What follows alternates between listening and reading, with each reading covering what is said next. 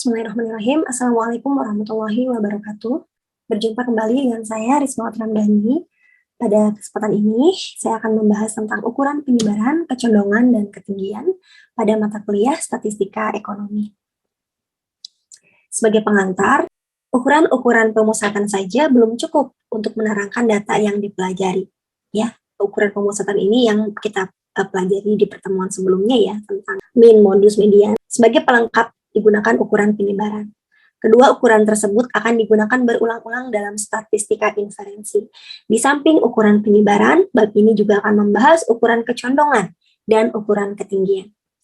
Oke, pertama kita membahas tentang penyebaran atau dispersion atau deviation atau deviasi gitu ya. Nah, ukuran penyebaran mengukur penyimpangan nilai-nilai data di sekitar nilai rata-ratanya. Perhitungan deviasi atau penyebaran didasarkan pada penyimpangan nilai-nilai data secara individu terhadap rata-ratanya. Karena itu, deviasi akan makin besar jika nilai-nilai datanya menyebar. Oke, sekarang kita membahas standar deviasi dari data mentah. Deviasi menunjukkan berapa banyak suatu nilai berbeda dari rata-rata hitungnya, sehingga deviasi itu sama dengan X min mu, nilai data dikurangi rata-ratanya. Jumlah dari seluruh deviasi positif dan negatif selalu sama dengan 0. Ya. Sigma X min mu sama dengan 0. Jadi jumlah seluruh deviasi itu 0. Kemudian pengkuadratan akan membuat deviasi yang bertanda minus menjadi positif. Rata-rata dari deviasi yang dikuadratkan dinamakan varians, yang biasanya diberi simbol sigma kuadrat. Sehingga varian adalah sigma kuadrat sama dengan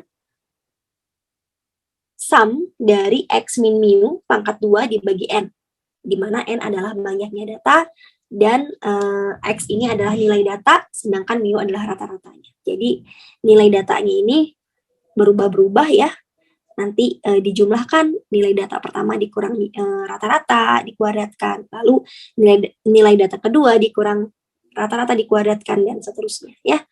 Lalu dibagi dengan banyaknya data. Nah, itulah varians. Akar dari varians dinamakan standar deviasi, sehingga standar deviasi adalah akar dari sigma atau sum dari X min mu pangkat 2 per N. Ini harusnya pangkat 2 ya. Jadi seharusnya ini adalah akar dari sigma X min mu pangkat 2 per N. Perhitungan standar deviasi dengan cara seperti itu dinamakan metode deviasi pangkat 2. Sesungguhnya standar deviasi dapat lebih mudah dihitung dengan metode rata-rata pangkat 2. Karena dengan metode ini tidak perlu menghitung deviasi. Nah, rumus standar deviasi metode rata-rata pangkat 2 adalah akar dari sigma X kuadrat per N dikurang sigma X per N dikuadratkan. Namun, metode deviasi pangkat 2 lebih populer. Tabel 3.1 dan 3.2 menunjukkan cara menghitung standar deviasi data mentah harga buku teks yang dimiliki seorang mahasiswa dengan kedua metode. Jadi, kita akan lihat ya perbandingan metode yang ini dengan metode yang ini. Ini namanya metode deviasi pangkat 2, sedangkan ini adalah metode rata-rata pangkat 2. Tabelnya seperti ini, jadi ketika kita punya buku dengan harga 10, 12, 9, 8, dan 16. Dari sini kita kan bisa menghitung rata-rata atau mu-nya ya. Nah, mu-nya itu adalah jumlah harga buku dibagi banyaknya buku gitu. Nah, di sini kan jumlahnya 10 ditambah 12 ditambah 9 ditambah 8 ditambah 16 itu adalah 55. Dan ada sebanyak 5 buku, sehingga rata-ratanya adalah 55 dibagi 5 yaitu 11. Nah, kemudian deviasinya itu adalah X min mu kan. Karena X-nya adalah 10 untuk yang pertama, dan mu-nya 11, maka kita punya 10 min 11, yaitu min 1. Untuk yang kedua, 12 dikurang 11, 1. Untuk yang ketiga, 9 dikurang 11, min 2. Yang keempat, 8 dikurang 11, min 3. Dan yang kelima, 16 dikurang 11, 5. Ya. Kemudian, X min mu kuadratnya itu adalah min 1 kuadrat, yaitu 1. 1 kuadrat, yaitu 1. Min 2 kuadrat, yaitu 4. Min 3 kuadrat yaitu 9, dan 5 kuadrat yaitu 25. Sehingga jika dijumlahkan X min mu kuadratnya kita punya 40 ya. Nah, lalu kita hitung standar deviasi dengan metode deviasi pangkat 2, yaitu rumusnya adalah yang ini. Akar dari sigma X min mu kuadrat per N. Ya, tadi sigma X min mu kuadratnya kita udah dapat nilainya itu ini ya, sigma X min mu kuadrat, berarti penjumlahan dari X min mu kuadrat itu adalah 40. 40 dibagi N, N-nya tadi 5 ya. Ini mestinya 5 ya, bukan 15 ya, 5. Jadi harusnya akar dari 8. Nah, akar 8 itu adalah 2,828 ya. Jadi standar deviasi dengan rumus metode deviasi pangkat 2, nilainya itu adalah 2,828. Kita hitung dengan metode rata-rata pangkat 2. Oke, sekarang kita akan hitung ini. Nah, jadi kita masukkan rumus ini. Oke, ini masih tipe lagi ya, mestinya minus, ini bukan kali ya. Nah, sekarang kita hitung sigma X kuadrat per N. Sigma X kuadratnya itu kan ini ya. Ini adalah sigma X kuadrat dibagi N. Berarti ini tuh adalah akar dari 5 ya. Dikurang, ya ini harusnya dikurang ya. Dikurang sigma X per N. Sigma X-nya ini 55 ya. Dibagi N, dibagi 5, lalu dikuadratkan gitu ya. Sehingga 645 dibagi 5 itu 129. 55 per 5 itu 11. 11 dikuadratkan. Ini akarnya terus sampai akhir ya. Sehingga ini menjadi akar dari 129 dikurang 11 pangkat 2 itu 121. Ya. 129 dikurang 121 itu 8. Jadi ini tuh sama dengan akar 8. Nilainya sama ya seperti tadi, yaitu 2,828. Jadi kita mau menggunakan metode yang mana saja itu nilainya pasti sama. Oke, berikutnya tanda sigma ini berarti standar deviasi populasi. Standar deviasi sampel S dihitung dengan penyebut yang sedikit berbeda, yaitu sigma sama dengan sum dari X min mu pangkat 2 dibagi N min 1. Jadi pembaginya bukan N besar tapi N kecil dikurang 1. Di mana N ini adalah banyaknya data dalam sampel atau ukuran sampel.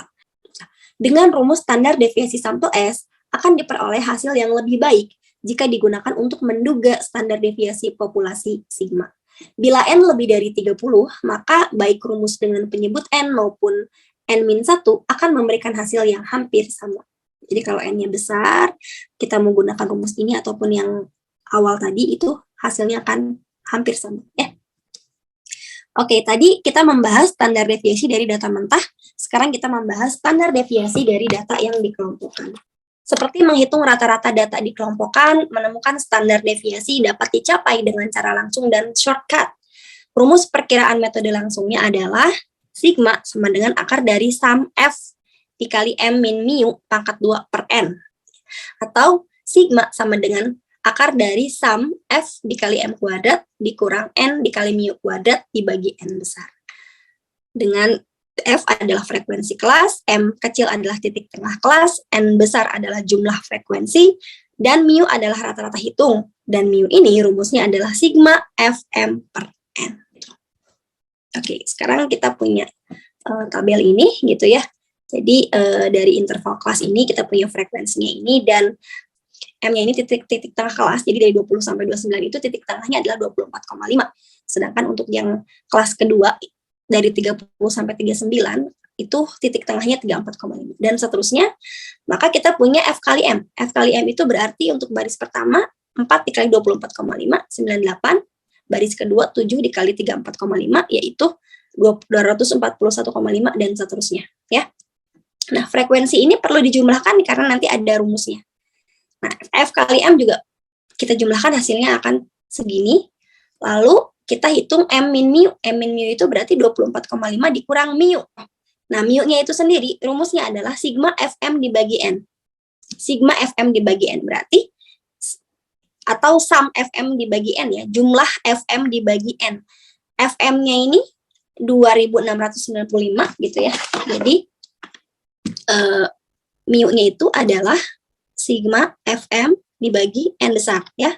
Kita lihat dari rumusnya ini. Oke.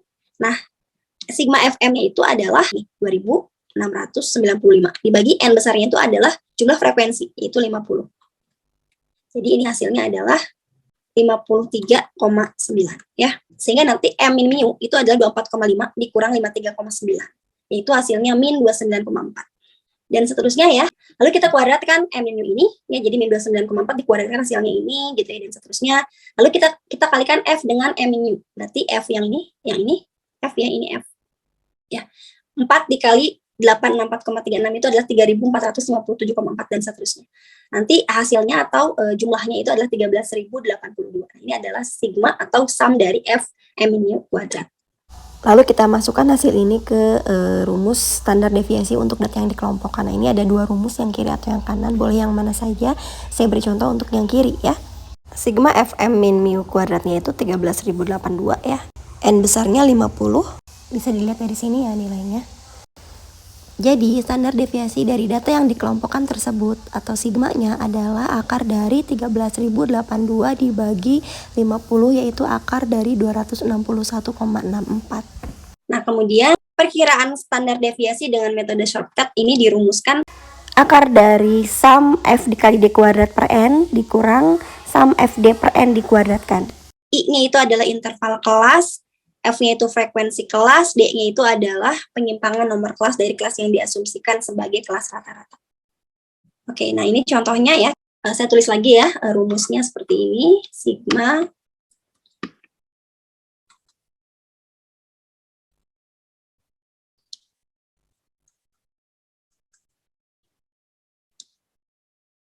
seperti ini ya. Nah, sekarang F-nya itu adalah 4 ya. D-nya itu adalah penyimpangan nomor kelas gitu ya, dari kelas yang diasumsikan sebagai kelas rata-rata. Nah, dalam hal ini, kelas rata-ratanya itu adalah kelas yang ini gitu ya, kelas ke-4 gitu ya, sehingga ke atas ini nilainya berturut-turut dari min 1, min 2, min 3, dan ke bawahnya itu plus 1, 2, dan 3, sehingga nilai D-nya seperti ini. Lalu F dikali D itu adalah 4 dikali min 3, min 12, yang ini 7 dikali min 2, min 14, dan seterusnya. Lalu kita perlu sigma FD untuk mendapatkan nilai ini nih ya. Sigma FD-nya adalah min 3 gitu ya. Nah, terus FD kuadratnya itu berarti F dikali D kuadrat, berarti 4 dikali min 3 kuadrat ya. Min 3 kuadrat itu adalah 9 gitu ya. Jadi ini tuh adalah 4 dikali min 3 kuadrat atau 4 dikali 9. 7 dikali min 2 kuadrat atau 7 dikali 4 gitu ya. Dan seterusnya. Lalu kita pun perlu menjumlahkan FD kuadrat ini tuh adalah nilainya jumlah FD kuadrat 131 dibagi N. N-nya itu masih sama ya, masih 50. Dilihat dari jumlah frekuensi ini ya. Jumlah frekuensi ini 50 ya. Oke, lalu sigma FD-nya per N-nya itu adalah min 3 per 50 dikuadratkan. Hasilnya akan 16,175. Berikutnya penafsiran standar deviasi. Nah, standar deviasi ini digunakan untuk menunjukkan proporsi dari observasi dalam distribusi yang berbeda pada jarak tertentu terhadap rata-rata. Bila distribusi frekuensi mempunyai bentuk normal, maka proporsi yang berbeda dalam interval mu plus minus 1 dikali standar deviasinya sebanyak 68,26%. Dalam interval mu plus 2 sigma itu adalah sebanyak 95,44%, dan dalam interval mu plus minus 3 sigma adalah sebanyak 99,74%. Ya, jadi kalau misalnya kita punya mu-nya adalah segini, mu itu kan di tengah-tengah ya, mu itu selalu di tengah-tengah karena ini distribusinya normal gitu ya, maka bentuknya juga seperti ini. Nah, kemudian sigma-nya itu di sini ya, ini adalah sigma. Jadi dari M ke plus minus sigma itu kan dari sini ke sini, sama dari sini ke sini. Ya, jadi seginilah. Ini adalah luas mu plus minus sigma. Atau mu plus minus 1 kali sigma. Yang luasnya adalah 68,26%. Dari 100% luas kurva gitu. Nah, kalau yang mu plus minus 2 sigma, berarti kan dari sini, ini juga ke sini. Berarti kira-kira segini luasnya untuk mu plus minus 2 sigma.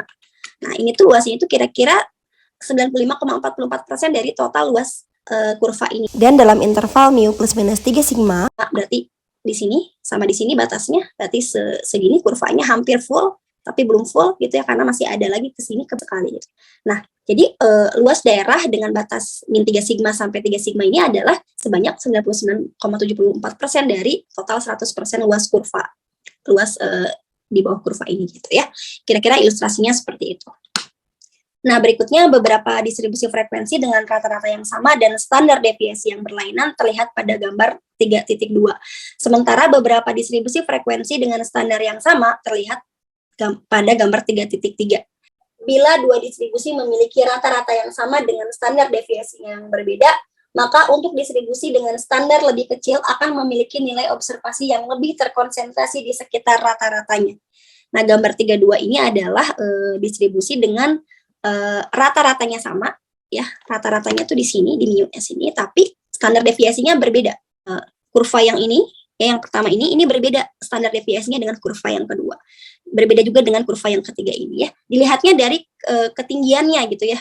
Ketinggian titik puncaknya itu berbeda. Nah, semakin besar standar deviasinya, ketinggiannya semakin kecil gitu ya.